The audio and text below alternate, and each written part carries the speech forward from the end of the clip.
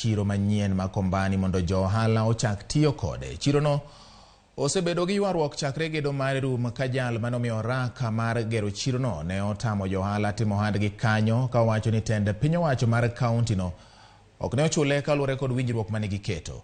Kata kamano, gavana mar Kwale Fatuma Achani wacho ni kauntino onge gowi moro amora kotenore kod gedo mar chirono, ka odwaro mondo apisas mag arita kwe ojiw arita ne jo ohala makanyo ni mar mwandu mathoth osekethore nyaka gie sani. Ni masuala ya county government na mkandarasi hayahusiani na yule mfanyibiashara. Wacha wafanyibiashara waeke pesa mfukoni.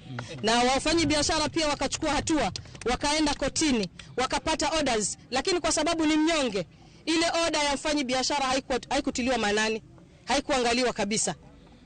Sasa sisi kitu ambacho tunauliza siku hii ya leo ni yule Mkwale apatiwe heshima ya kufanya biashara ili aeke pesa mfukoni. Kwa hivyo kulingana na yale hako, kama ni mkandarasi na maneno ya county government wataweza kushuruhisha kulingana na